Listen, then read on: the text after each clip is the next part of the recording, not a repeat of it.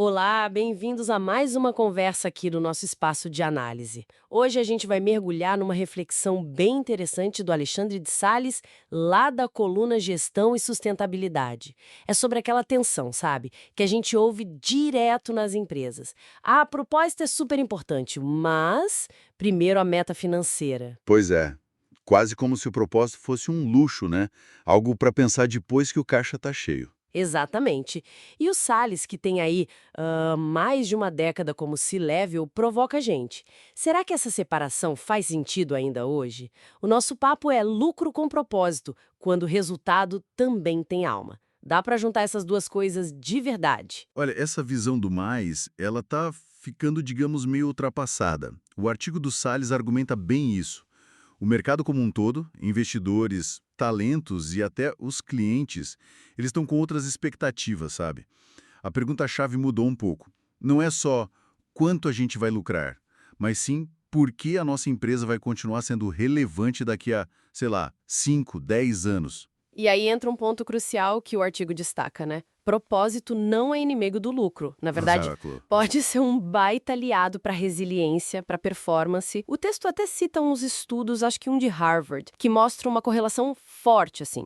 Empresas com um propósito claro e que vivem isso de verdade, não só no papel, elas tendem a ter resultados financeiros melhores e mais consistentes.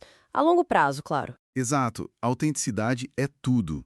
Pensa na Natura, por exemplo. Eles já tinham um modelo focado em sustentabilidade muito antes dessa sigla ESG bombar, né? E isso não atrapalhou o lucro. Pelo contrário, construiu uma reputação enorme. Outro caso é a Unilevel. As marcas deles com propósito claro cresceram mais rápido. Então o argumento é esse. O lucro que se sustenta de verdade, ele nasce de um propósito genuíno, sabe? Que está na cultura da empresa. Faz todo sentido. Mas o artigo também dá um puxão de orelha, né? Sobre o risco de usar o propósito só como marketing. Qual é o perigo real disso? O perigo é grande. Como o Salles bem coloca, isso gera um cinismo dentro da empresa que, nossa, acaba com o engajamento. Se a equipe percebe que o discurso é um e a prática é outra, a confiança vai embora. E mesmo que isso não apareça de cara no DRE, naquele relatório financeiro, essa desconexão mina a saúde da empresa lá na frente. A capacidade de inovar, de reter gente boa. Entendi. E o CFO? Onde ele entra nessa história? O artigo fala de um papel diferente para ele, certo? Sim, um papel que o Salles chama de tradutor estratégico. É bem interessante. Quer dizer, não é só mais gerenciar custo ou orçamento. O CFO moderno, ele precisa conseguir, traduzir a intenção do propósito em número e indicador que dá para medir.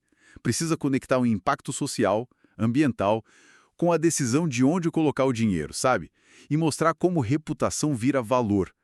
É expandir aquela ideia do ROI, do retorno sobre investimento. E tem como deixar isso mais palpável? O artigo sugere algumas ferramentas, talvez. Menciona assim, fala por exemplo do SRO, que é o retorno social sobre o investimento, para medir o valor social que a empresa gera. Cita também o Framework de Relato Integrado, o IR, que tenta mostrar o desempenho de um jeito mais completo, juntando o financeiro com o não financeiro. São jeitos de tornar visível um valor que às vezes fica escondido. E quando a empresa simplesmente ignora isso? Quais são os custos de não dar bola para o propósito? Olha, os custos são bem reais e o Salles lista alguns. Tem o risco para a reputação, que hoje em dia pode destruir o valor muito rápido. Tem investidor se afastando, porque hoje eles usam filtros ESG bem rigorosos, né? Tem a dificuldade de atrair e manter talentos, especialmente os mais jovens, que querem trabalhar em lugares com valores alinhados aos deles. E tudo isso, claro, bate no valuation da empresa no final das contas. A cultura que segura o propósito vira um ativo financeiro importantíssimo. É uma crítica forte àquela visão de curtíssimo prazo, né? Como o Salles descreve. Aquela obsessão pela meta do trimestre que pode comer o futuro da empresa. O propósito, então, seria tipo uma bússola para ajudar a tomar decisões pensando mais longe, na perenidade. Então, para amarrar a ideia central do Alexandre de Sales, pensar em lucro junto com propósito não é utopia, não é ingenuidade, é inteligência. É estratégia de longo prazo, é sobre construir negócios que aguentam tranco, que resistem ao tempo. Perfeito. E essa visão é exatamente o que guia o trabalho da AS Consultoria, que o Salles lidera. O foco deles é justamente ajudar as empresas a construir essa base sólida para crescer de forma sustentável e durar.